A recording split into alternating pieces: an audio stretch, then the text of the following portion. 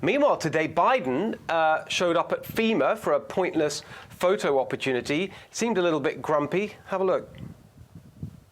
President, on Afghanistan. I'm not going to answer Afghanistan now. Can you just still an Okay. risk as a airport, sir?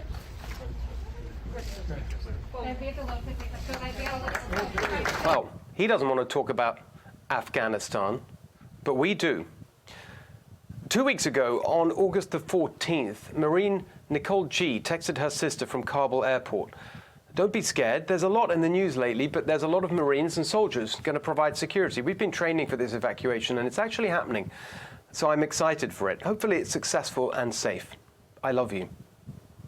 Well, it wasn't successful. It was a disaster. And it was the very opposite of safe for that brave Marine.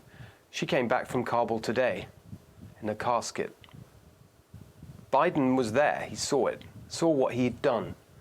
Good.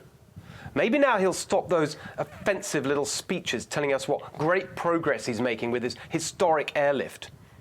Here's how the mother of one of the other murdered Marines put it. Biden is a feckless, dementia-ridden piece of crap. It would have been hard to imagine last Sunday that the pathetic, pitiful man in the White House could have fallen any lower, but fall he did, to new depths of weakness, incompetence, and cruelty. Last Sunday, hours before we came on air, Biden said he was looking at extending his August 31st deadline for removing all US troops from Afghanistan. But on Tuesday, he was wheeled out to say that actually no, he wouldn't move the deadline. What changed between Sunday and Tuesday? On Monday, Biden sent his CIA director, William Burns, to Kabul to negotiate with the Taliban. It wasn't much of a negotiation. They said no. Sorry, we're not extending your deadline. It's our deadline now, so you'd better get out. And Biden just rolled over and accepted it, despite the chaos, despite pleas from Britain, France, Germany, everyone, despite the fact that he knew it would mean leaving countless Americans and our allies stranded behind enemy lines. On Wednesday, when he was asked about that, Biden just laughed and made a joke about it, a joke. And then came Thursday, the deadliest day for our military in a decade, 13 of them murdered. Scores of Afghans murdered, their blood flowing into the sewer where they had desperately gathered, the sewer where Biden's reputation now belongs. Of course, the terrorists were responsible, but Biden must be held accountable. Those people died because of Biden, and everyone knows it. Biden knows it. He knew it when he finally faced the cameras later that day, a broken, defeated man. This image, the defining image of a collapsing presidency. And unbelievably, even after the carnage, he gave the terrorists another victory. Instead of fighting back, Biden actually exploited the deaths of our fallen heroes to say, see, this proves I'm right. It's chaos. We've got to run away.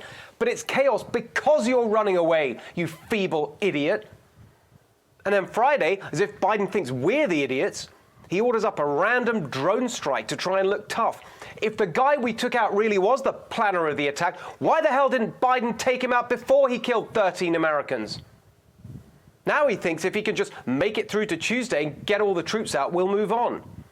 They announced on Thursday, after weeks of telling us there's no way they could put a number on how many Americans are left in Afghanistan, they can now magically say there are 1,500, and 500 of those had already left. Today they're saying it's down to 300. And we know perfectly well that any minute they're going to announce that all those Americans are out. Do they really think we're going to fall for this? They don't know there were only 1,500 Americans left. They just picked a number they knew they could evacuate. For all they know, there are 15,000 or more. The New York Times last week reported that even after the press conference, when Blinken announced the 1,500 number, State Department officials confirmed it could be thousands more Americans. This isn't even counting our Afghan allies, which veterans groups this week estimated at 250,000. Hundreds and thousands of people turned into sitting ducks for torture, terror, or worse by Biden. And all because he wanted his mission accomplished moment. He wanted to be the one to stop the endless war. Well, he didn't even establish a mission, let alone accomplish one. He didn't stop the endless war. He just restarted it. Everyone agrees that what he's done has increased the threat of terrorism and decreased our ability to fight it. His own regime raised the domestic threat level here as a direct result of what Biden did there. He keeps blaming Trump and the deal he made with the Taliban, but Trump's deal had conditions attached, and one of them was for the Taliban to work with the Afghan government, which they obviously didn't do. There was no reason to stick to that deal. The Taliban broke it. You think Trump would have stood for that? There was no reason to take all the troops out. Trump left enough to protect our anti-terror operations. There was no reason to leave Bagram Air Base. Trump said just last week his plan was to keep it. Everyone told Biden what a disaster that would be, but Biden did it anyway. Now he says the military told him Bagram wasn't worth keeping. That is a flat-out lie. With the resources Biden gave them, they had to choose between guarding Bagram and the embassy, and Biden knew that. Even as he was doing it, he was pressed on the consequences. He pulled out of Bagram in the middle of the night on July the 1st. On July the 2nd, at the White House, he was touting economic news, but reporters kept asking him about Bagram. Here's what he said. "I want to talk about happy things, man." Oh, you just want to talk about happy things? What is this? Story time at the kids' library? You ran for president, not Santa Claus. No wonder Biden's entire regime is falling apart.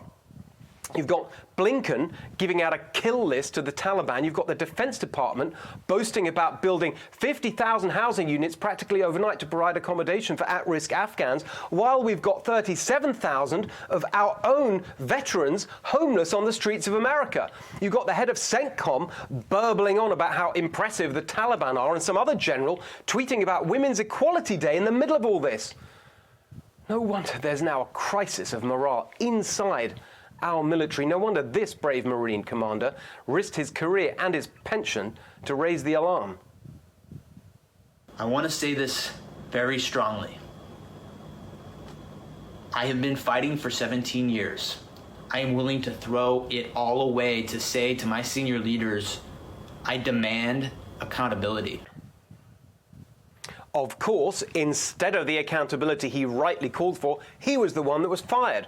Instead of the ex-arms dealer masquerading as defense secretary, why is he still in his job? Why is the swamp lobbyist filling in time before his next corporate gig still our Secretary of State? And why is that vain, narcissistic blob, General Milley, the man who told every passing journalist writing a book that he, Milley, a general, might just have to step in and save democracy from the threat of Donald Trump, the duly elected president? This truly appalling man, Milley, who thinks it's his job to divide the country with his woke musings instead of defending the country with force and conviction. Why on earth is this man still chairman of the Joint Chiefs? But above all, why is Biden still in the White House after this entirely avoidable catastrophe that has killed our Marines, stranded thousands of Americans behind enemy lines, created a new safe haven for terrorists to plan attacks on America, alienated our allies, and brought shame and humiliation to the presidency and this country?